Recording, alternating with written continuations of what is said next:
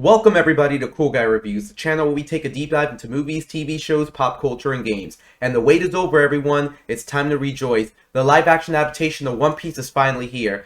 Now I'm here wearing my favorite One Piece shirt. It's actually the only One Piece shirt I own, so I'll probably be wearing it for every One Piece review I do. Now I'm not going to sit here and lie and say I'm a longtime fan of One Piece. I actually just started watching One Piece about a year and a half ago, but I've enjoyed my journey so far.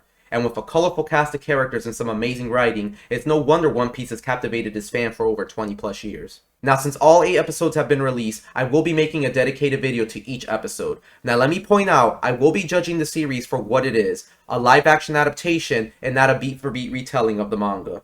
The creator of the series, Ichiro Oda, has already stated that there will be some major changes to the story. It's a huge task trying to fit in the entire East Blue Saga into 8 one-hour-long episodes. Will they succeed? Let's find out. Now, before we begin, I want to talk about the main cast and what a phenomenal job they did. First, we have Makenyu as the pirate hunter Roronoa Zoro, Emily Rudd as the navigator Nami, Jacob Romero Gibson as the sharpshooter Usopp, Taz Skylar as the chef Sanji, and of course, Inaki Godoy as the Straw Hat Captain himself, Monkey D. Luffy, personally chosen by Oda himself.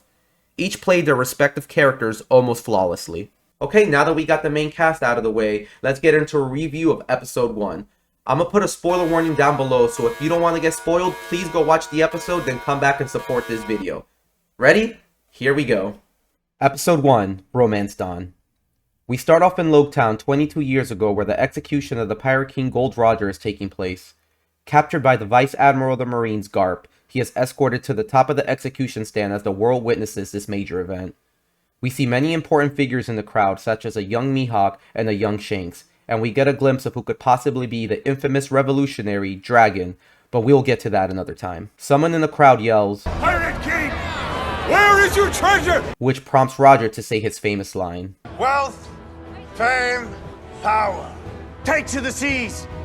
My treasure is yours to find." Garp gives the order and Roger is executed. His final words set off what will go on to be called the Great Pirate Era, as every pirate in the world sets sail to find Roger's treasure, the One Piece.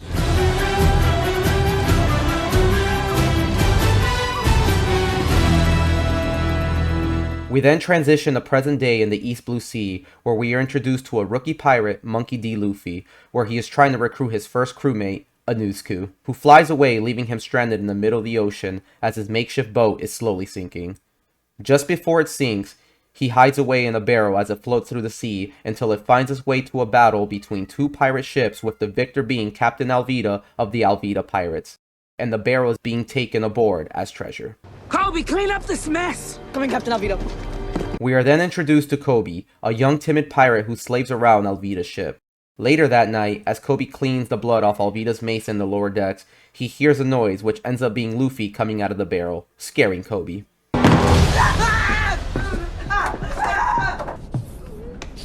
Knock it off. Luffy tries to befriend Kobe, but Kobe hates pirates, thinking they're all scum, and Luffy tells him, Not the pirates, I know. We then get a flashback to Luffy's childhood, where we see a young Luffy aboard the ship of the leader of the red-haired pirates, Shanks. Here we get our first look at Shanks' crewmates, Yasopp, Ben Beckman, and Lucky Roo, and man do they look great. Luffy wants to join his crew, but he keeps getting rejected by Shanks because being a pirate is too dangerous. The sea isn't a child's game. It's dangerous. Scars on my face are proof of that. Luffy runs off and pulls out a knife to scar his left cheek, trying to prove to Shanks that he is tough. Luffy! Back to the present day, Kobe doesn't understand why anyone would want to be a pirate, and Luffy tells him it's all about having a loyal crew and being free. Luffy tries to escape, taking Kobe with him, but they wake Alvida and her crew. She gets angry at Kobe, who now defies her orders, and she starts to attack them. After a small fight, Luffy defeats Alvida with one of his signature attacks.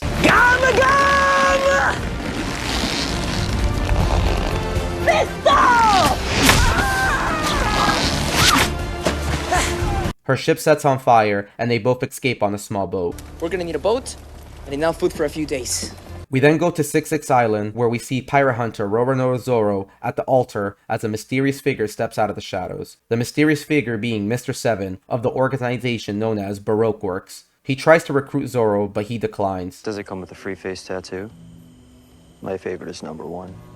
Mr. 7 attacks Zoro, and Zoro quickly cuts him in half.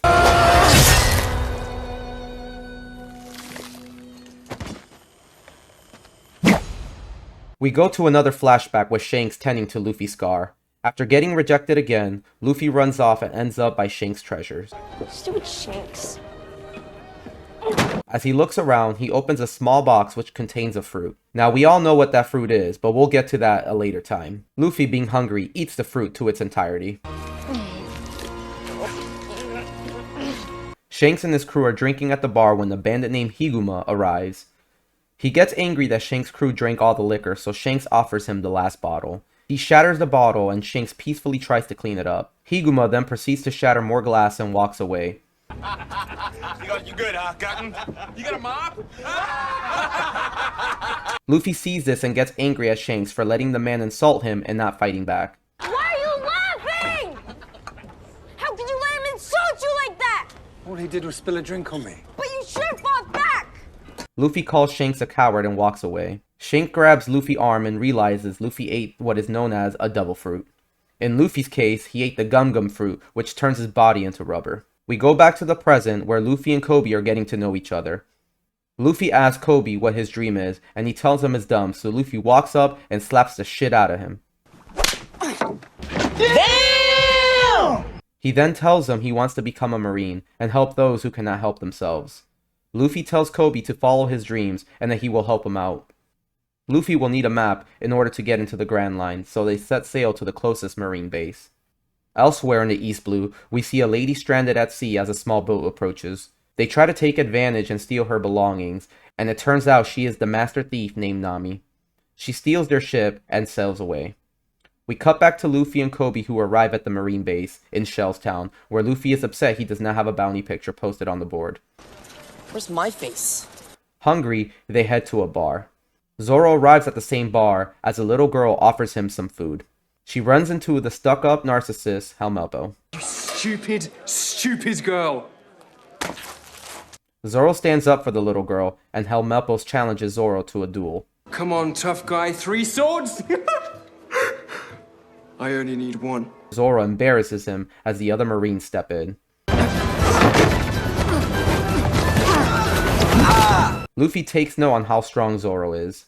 Coincidentally, Nami was also at the bar, flirting and knocking out a Marine, stealing his uniform.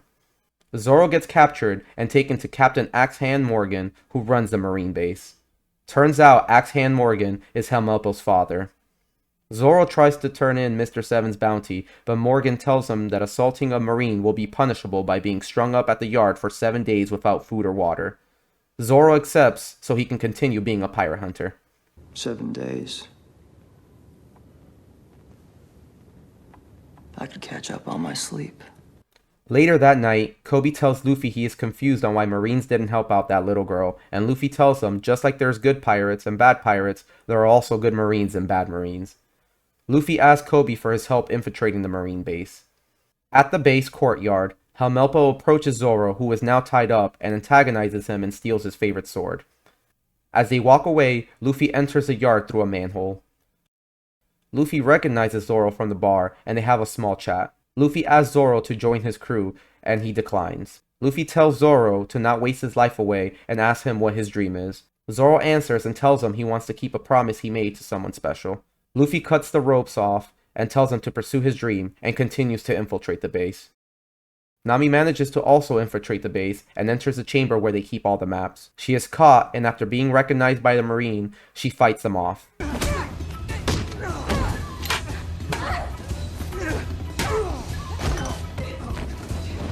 Luffy enters the chamber and wants Nami to help him find the map with him. Nami reluctantly agrees, and they run into Morgan as Nami expertly lies her way out of it and happens to steal his keys. Luffy asks Nami to join his pirate crew, and Nami refuses, telling Luffy she hates pirates, and Luffy replies with, That's because you don't know me yet.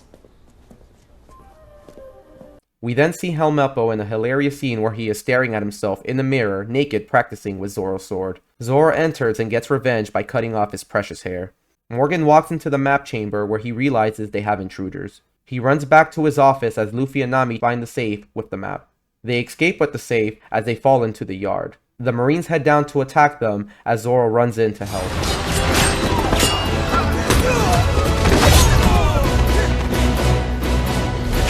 The three of them manage to take out most of the Marines, but Axe-Hand Morgan steps in to stop their attempt at escape.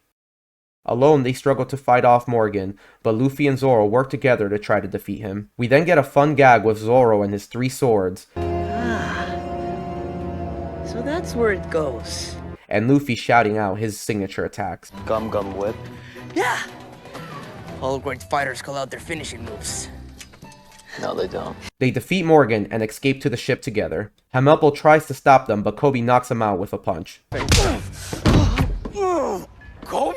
Luffy asks Kobe to come with them, but he refuses. He wants to stay back and follow his dreams of becoming a Marine. Luffy proudly sails away, waving goodbye. We then cut to Vice Admiral Garp's Marine vessel, where he gets a call on his Den Mushi about the attack on the Marine base, and the map being stolen by a pirate with a straw hat. He tells his right-hand man, Bogard, to change their plans and head to Shellstown.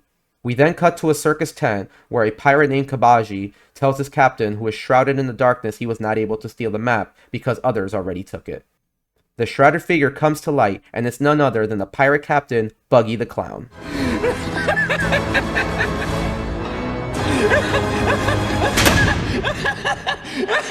And that was the first episode of One Piece, and what an amazing first impression it left. Even members from outside of the main cast got to shine. Vincent Reagan as Garp, Morgan Davies as Kobe, and Peter Gadieu as Shanks all did an amazing job portraying their characters.